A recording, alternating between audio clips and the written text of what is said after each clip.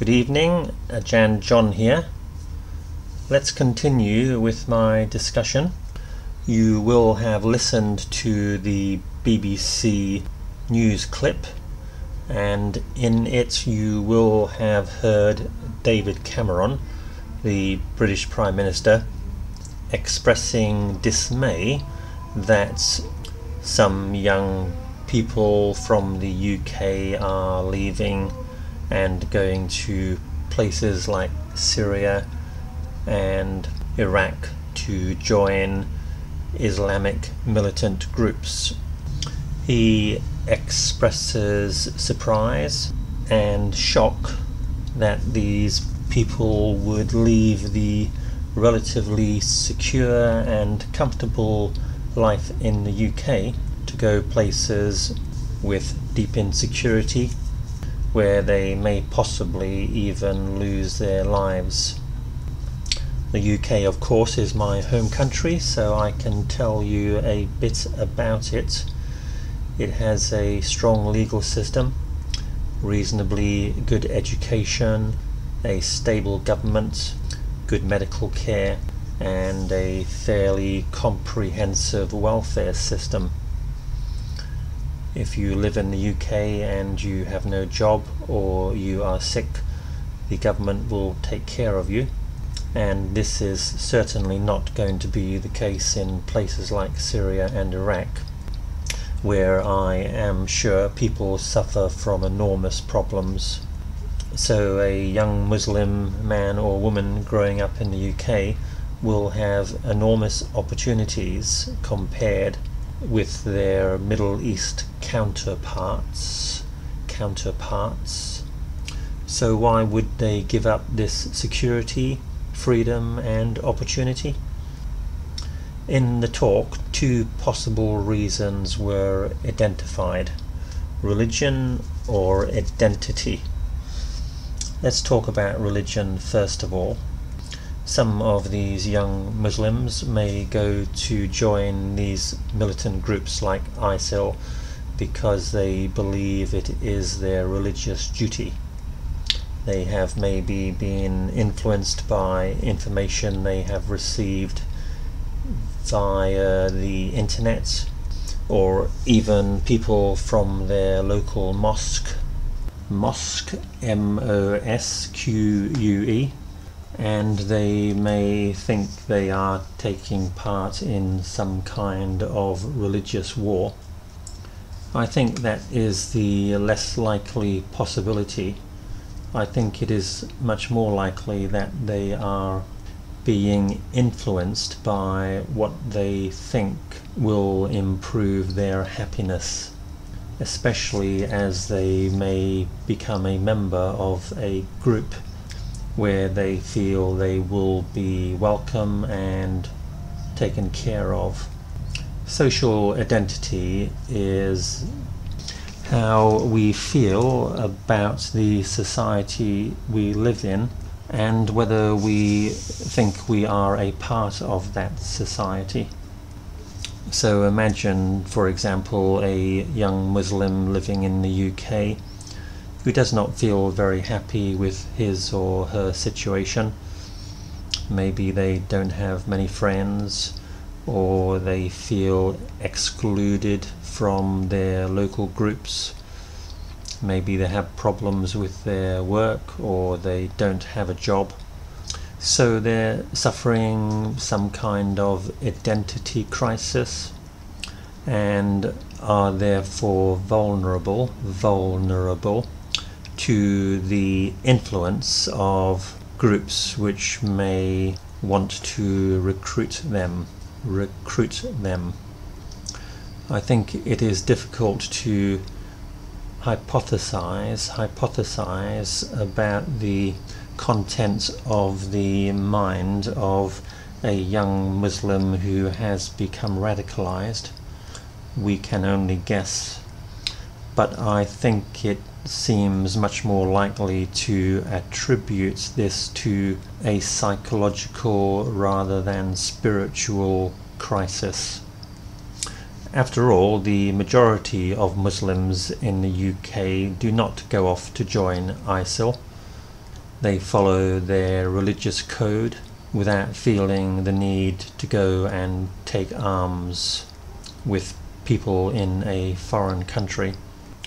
Furthermore, being young people, they will be unlikely to have the experience and skills to identify the truth.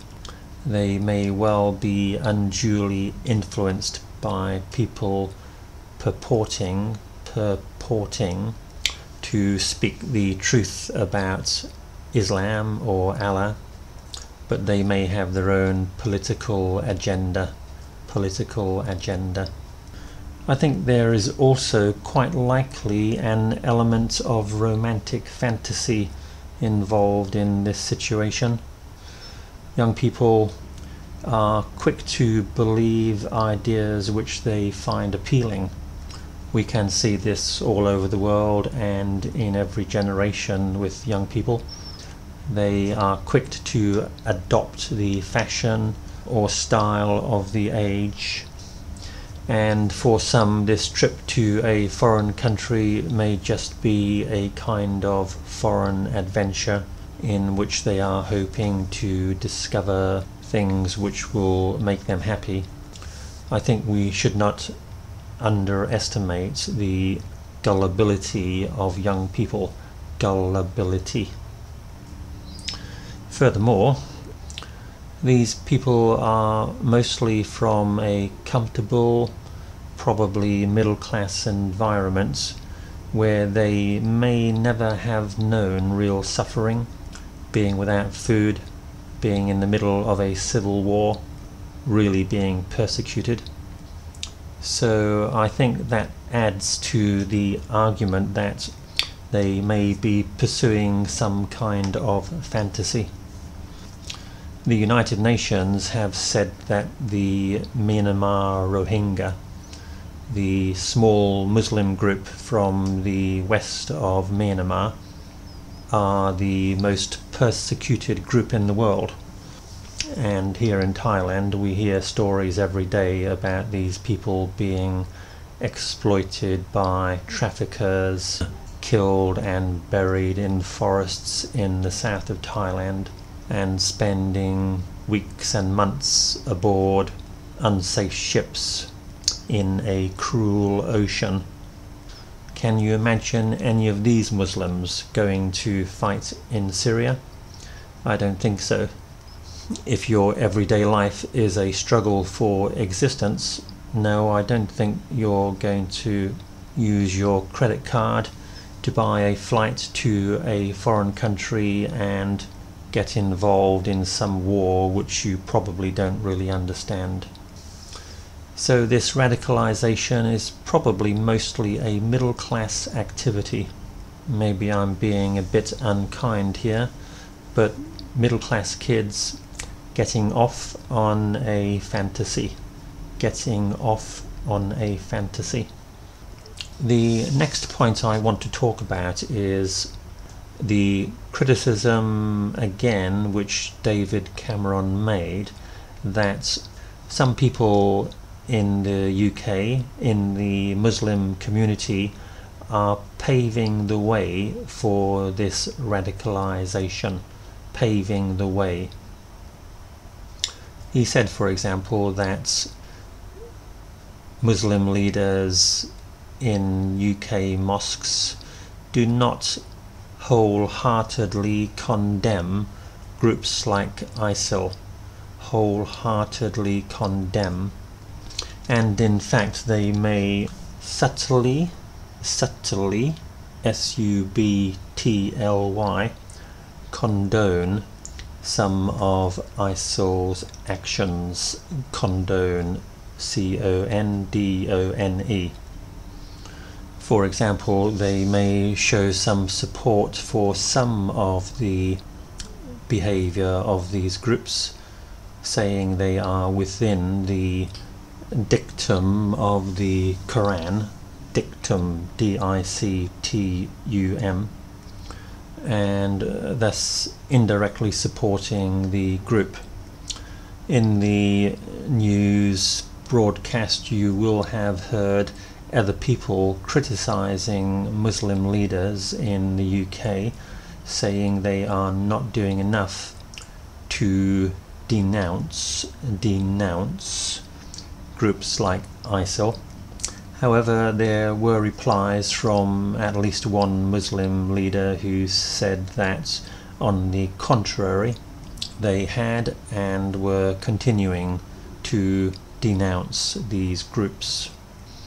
Quoting the Prime Minister David Cameron, he said, "Some people buy into some of the ideas which gives weight to the extreme narrative." Gives weight to means that if you agree with part of a story, then it may make the whole story seem more believable. So when you have groups like ISIL committing atrocities in the Middle East, he is saying, as are other people, that you need to denounce them completely.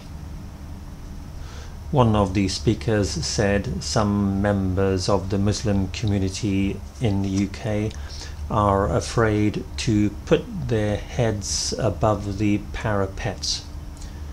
Afraid to put their heads above the parapet. Parapet, P-A-R-A-P-E-T. This means to put yourself in danger. They are afraid to put themselves in danger by criticizing groups like ISIL, because they may be afraid they will be accused of being non-believers.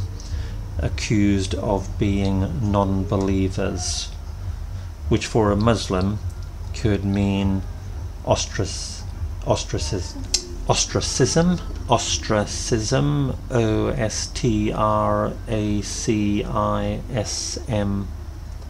They may be thrown out of the Muslim community. One of the speakers, a Muslim woman, talked about when she was young. In her mosque they taught a supremacy ideology, and were told not to mix with the white devils. White devils means non-Muslims, Christians, Hindus, Jews, or anybody else. So she said directly that her experience as a child was she was taught to hate people who were not Muslims. I think this may be the fear of many people in the UK, including maybe David Cameron, that there is still support within mosques for radical Islam, and this is encouraging people to radicalize and creating a danger for both the UK and other countries, because they are breeding terrorists.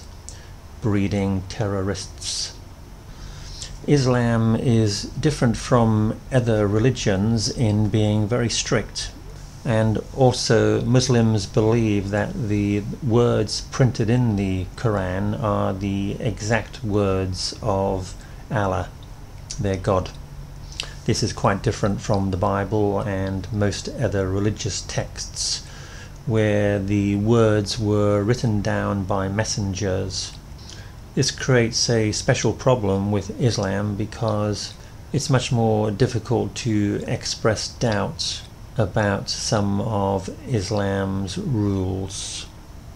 I'm going to stop here and continue with the discussion about Islam in my next video, and also go on to talk about solutions for some of these problems. Good night.